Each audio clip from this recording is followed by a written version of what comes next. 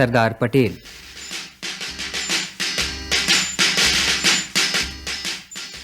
मैं कम बोलने वाला आदमी हूं। क्यों मैं कम बोलता हूं? एक सूत्र है कि जो मैंने सीख लिया है कि मौनम मूर्खस्य भूषणम। ज्यादा बोलना अच्छा नहीं, वो विद्वानों का काम है। लेकिन जो हम बोले उसी के पर हम न चल सके तो हमारा बोलना नुकसानकारी है। इसलिए भी मैं कम बोलता।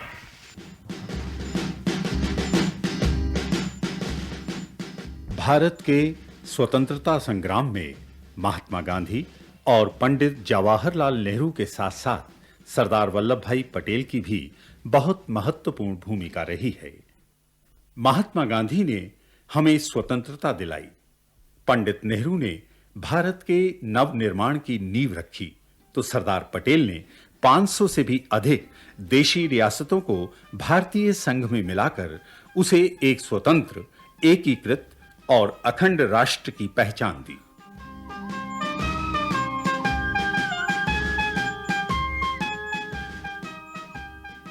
लौह पुरुष सरदार वल्लभ भाई पटेल का जन्म 31 अक्टूबर सन 1875 को गुजरात में हुआ था। उनके पिता झवेर भाई करमसाट गांव के साधारण किसान थे। मां लाडबाई सौम्य और मिलनसार महिला थीं। उनके 5 बेटे और 1 बेटी थी।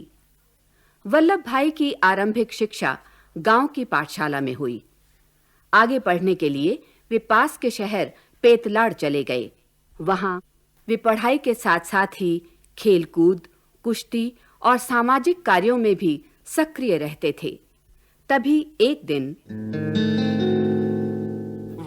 वल्लभ। हाँ। अरे तुमने कुछ सुना? क्या हुआ घनश्याम? अरे वो अपने देसाई सर है ना, हाँ? उन्होंने राम जी को क्लास से निकाल दिया।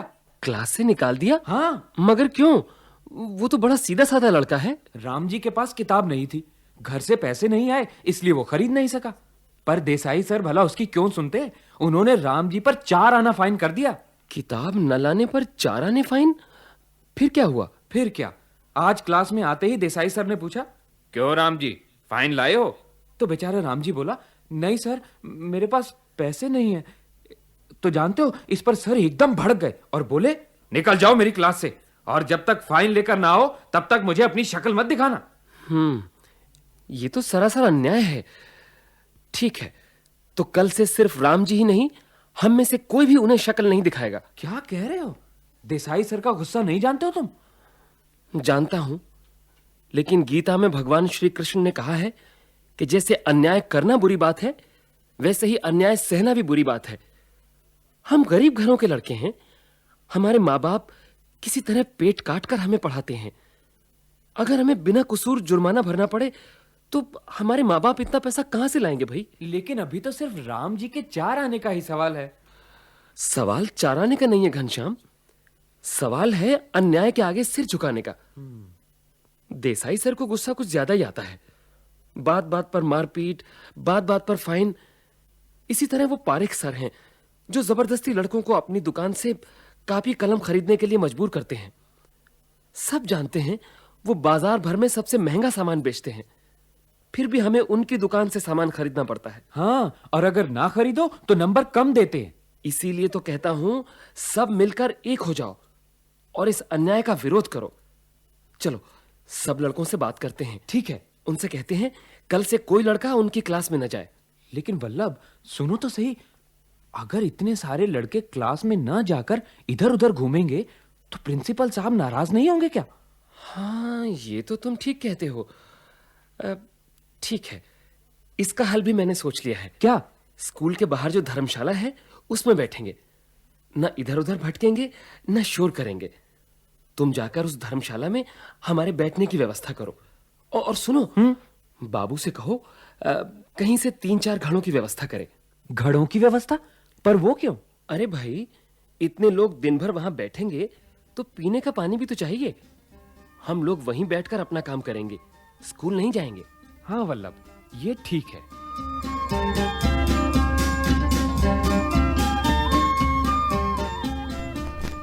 वल्लभ भाई की ये पहली हड़ताल सफल रही। 3 दिन तक सिर्फ उनकी कक्षा के ही नहीं बल्कि पूरे स्कूल के विद्यार्थियों ने अपनी अपनी कक्षाओं का बहिष्कार किया। आखिर प्रिंसिपल साहब ने अपने सहयोगियों की ओर से क्षमा मांगी और आश्वासन दिया कि फिर कभी किसी छात्र को बिना अपराध सजा नहीं दी जाएगी।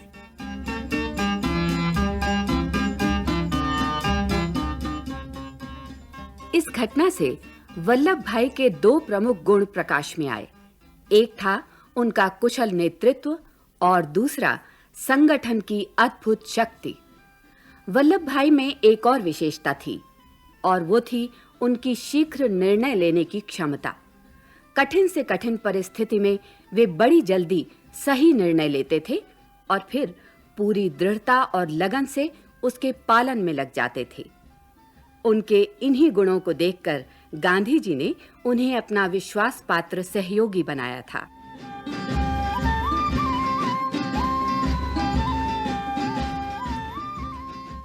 मैट्रिक करने के बाद वल्लभ भाई ने डिस्ट्रिक्ट लीडर की परीक्षा पास कर गोधरा में वकालत शुरू की। बाद में उन्होंने लंदन से बैरिस्टर की परीक्षा पास की और अहमदाबाद में प्रैक्टिस करने लगे। जल्दी ही एक कुशल और निर्भीक वकील के रूप में उनकी प्रसिद्धि फैल गई। उन्हें अहमदाबाद नगरपालिका का सदस्य और बाद में उसका अध्यक्ष चुना गया। इस दौरान उन्होंने सार्वजनिक हित के लिए कई बार अंग्रेज अफसरों से लोहा लिया और विजय प्राप्त की।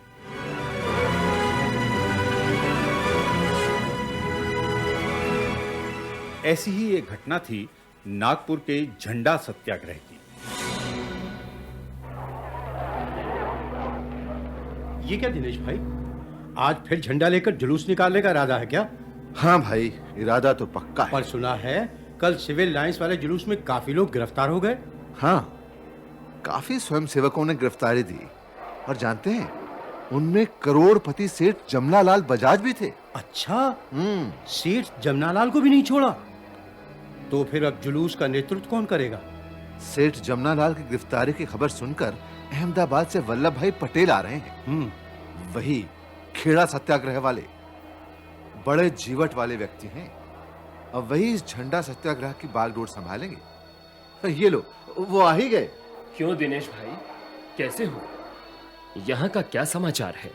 जी मैं अच्छी तरह हूँ, पर आप यात्रा से आए हैं, थके होंगे, कुछ देर आराम कर लीजिए, बाकी बातें कल होंगी। नहीं भाई, मैं किसान का लड़का हूँ, आज का काम कल पर नहीं छोड़ता। तुम पहले यहाँ का हाल सुनाओ। यहाँ का हाल ठीक नहीं है।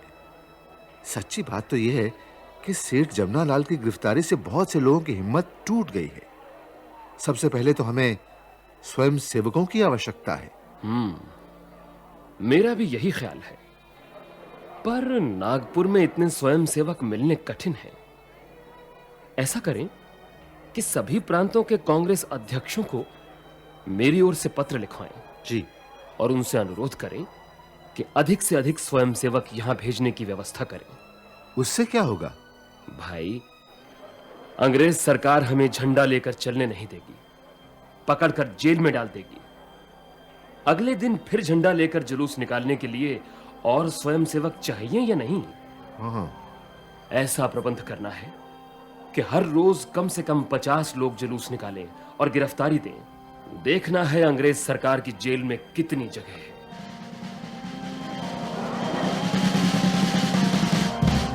सरदार पटेल की देखरेख में जुलूस निकलने लगे और गिरफ्तारियां होने लगी। नागपुर जेल भर गई तो सत्याग्रहियों को अकोला जेल भेजा गया। लेकिन 110 दिन चले इस सत्याग्रह में किसी दिन स्वयं सेवकों की कमी नहीं हुई। आखिर अंग्रेज सरकार को शांतिपूर्ण जुलूसों और सभाओं पर से पाबंदी हटानी पड़ी। सरदार पटेल की एक ऐसी ही महत्वपूर्ण विजय थी बारदोली के किसान आंदोलन की सफलता।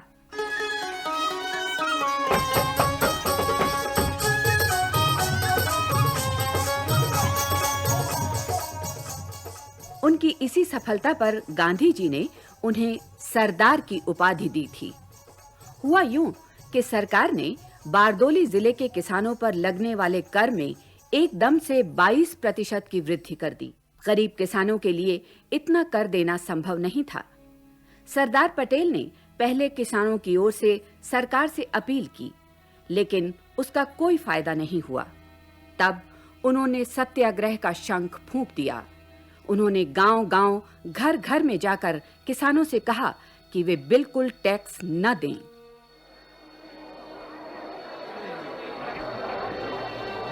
मैं आप लोगों को यह साफ-साफ बता देना चाहता हूं कि अंग्रेजी हुकूमत से लड़ने के लिए मैं आपको कोई बड़े-बड़े हथियार नहीं दे सकता। बस आपका अपना दृढ़ निश्चय और कष्ट सहने की आपकी सामर्थ्य, यही वो हथियार है जिनसे आपको ये लड़ाई लड़नी है।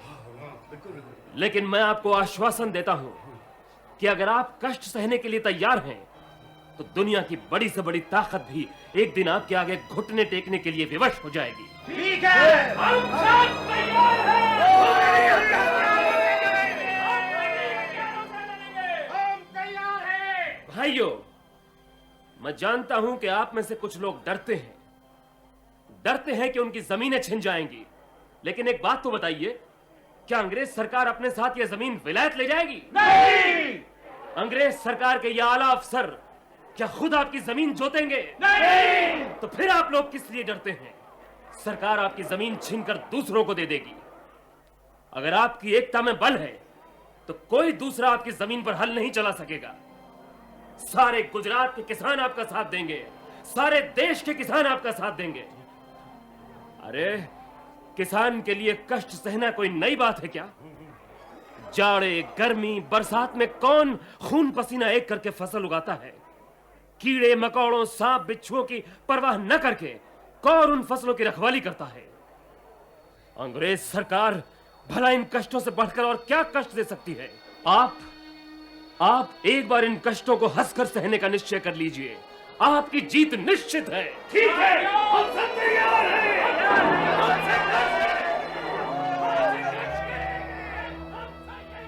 बारदोली के किसान सत्याग्रह पर सबकी आंखें लगी हुई थीं। ये गांधी जी के अहिंसा और सत्याग्रह के आदर्शों की परीक्षा थी और इसमें विजय भी अहिंसा और सत्य की ही हुई। सरकार को अपना निर्णय बदलना पड़ा।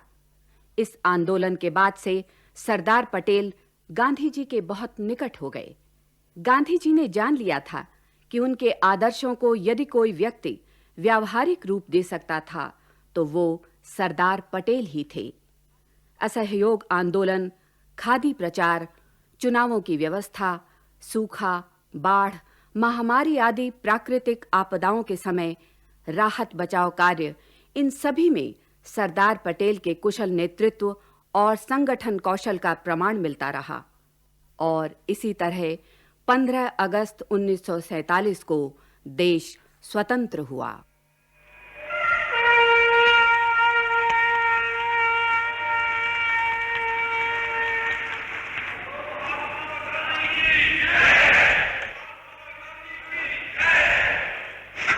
जब हिंदवासियों ने त्याग और तप से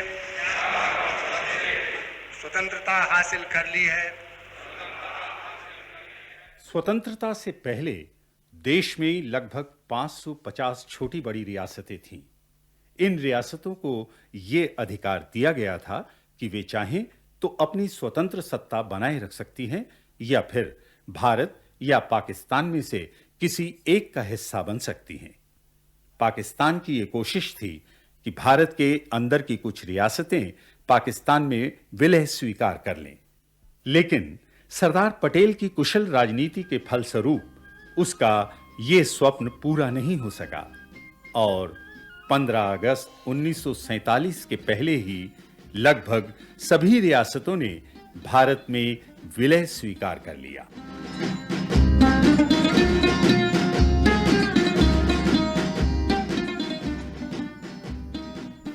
सरदार पटेल स्वतंत्र भारत के प्रथम उप प्रधानमंत्री और गृह मंत्री बने। उनके सुयोग्य प्रशासन से विभाजन के समय की भीषण स्थिति जल्दी ही काबू में आ गई। गांधी जी की हत्या से उन्हें गहरा सदमा पहुंचा, लेकिन वे अपनी पहले की सी दृढ़ता से अपने काम में लगे रहे। 15 दिसंबर 1950 को बंबई में दिल के दौरे से उनका निधन हुआ। 1991 में उन्हें राष्ट्र के सर्वोच्च सम्मान भारत रत्न से अलंकृत किया गया। यही कृतज्ञ राष्ट्र की इस लौह पुरुष के लिए श्रद्धांजलि है।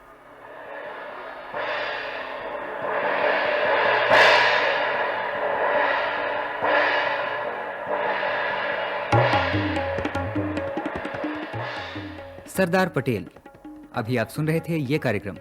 आलेख डॉक्टर शुभ्रा शर्मा, विषय संयोजन स्वर्णा गुप्ता, कलाकार मंजू मैनी, के.एस. पवार, राम मैनी, नीरज शर्मा, बाबला कोचर और जैमिनी कुमार, ध्वन्यांकन सतीश लाडे, निर्माण सहयोग वंदना अरिमर्दन तथा निर्माण एवं प्रस्तुति